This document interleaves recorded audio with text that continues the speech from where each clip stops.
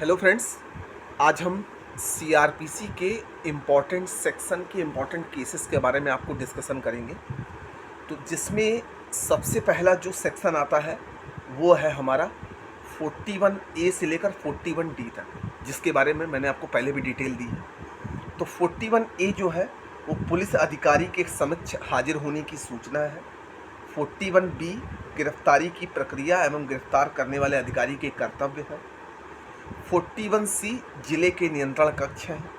41D गिरफ्तार किए गए व्यक्ति को पूछताछ के दौरान अपने पसंद के अधिवक्ता से मिलने का अधिकार है। ठीक है, इनके बारे में मैंने आपको सीआरपीसी के वीडियोस में डिटेल में जानकारी दी।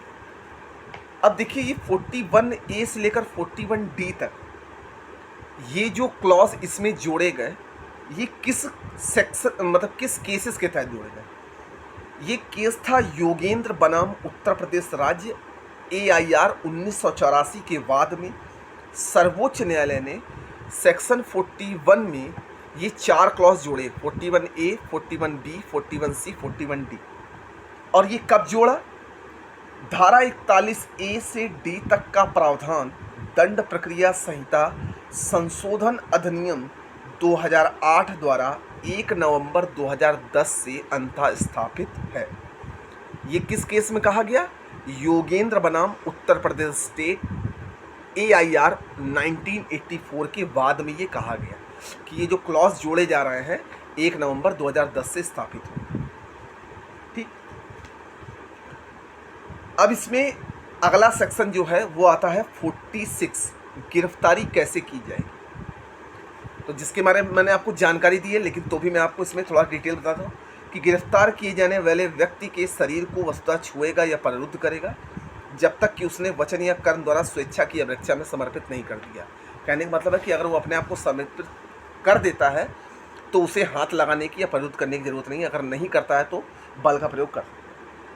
महिला को जब तक महिला पुलिस अधिकारी ना हो, कोई अन्य पुलिस अधिकारी गिरफ्तार करने के लिए उसके शरीर को नहीं छुएगा। ये जो क्लॉज था ये दंड प्रक्रिया संहिता संशोधन अधिनियम 2008 31/12/2009 द्वारा स्थापित की गई। गिरफ्तारी को बलपूर्वक प्रतिरोध करने वाले को गिरफ्तार करने के लिए सभी साधनों का प्रयोग किया जा सकेगा। मृत्यु या आजीवन कारावास से दंडनीय अपराध के अभियोग में गिरफ्तार करते समय प्रतिरोध करने पर मृत्यु करित कर सकेगा। ऐसा व्यक्ति जिसने ऐसा कोई अपराध किया है जिसने उसको मृत्यु या आजीवन कारावास हो सकती है, उसको पुलिस वाला व्यक्ति मार सकता है अगर वो भागता है। असाधारण परिस्थितियों के सिवाय स्त्री सूर्यास्त के पश्चात और सूर्योदय से पूर्व गिरफ्तार नहीं की जाएगी। अगर ऐसी विभिन्न परिस्थितियां हों तब स्त्री पुलिस अधिकारी प्रथम वर्ग न्यायिक मजिस्ट्रेट की आज्ञा से गिरफ्तार कर सकेगी।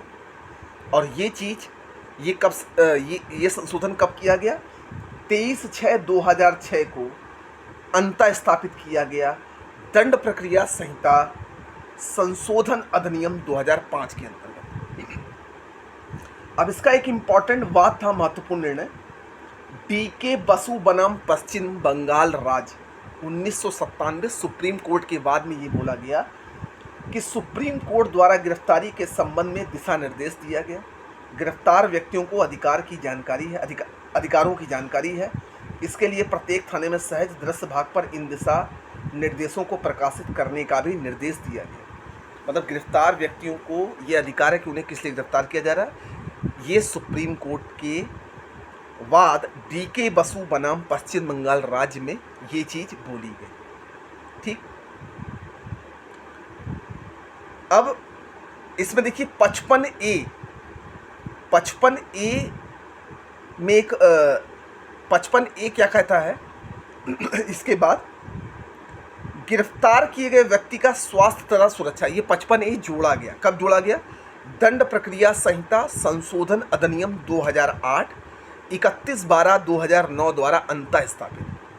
दंड प्रक्रिया संशोधन अधिनियम 2008 ये अधिनियम है और 31/12/2009 से अंततः स्थापित किया गया। किस केस में?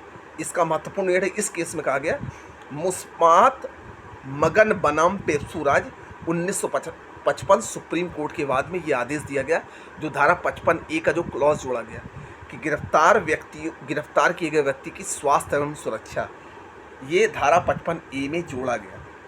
दंड प्रक्रिया संशोधन अधिनियम 2008 31/12/2009 द्वारा अंतः स्थापित हुआ। तो हम उम्मीद करते हैं कि सीआरपीसी के मैंने आपको 41A से D के बारे में बताया कि ये कब किस केस के अंदर संशोधित हुआ। फिर आपको बताया 46 गिरफ्तारी कैसे की जाएगी, इसमें सुप्रीम कोर्ट ने क्या निर्णय दिया, और धारा 55A इसका इम्पोर्टेंट बताया कि ये कब जोड़ा गया। हम उम्मीद करते हैं कि ये आपको वीडियो पसंद आई होगी। बाकी हम आपको नेक्स्ट वीडियो में मिलते हैं। Thank you.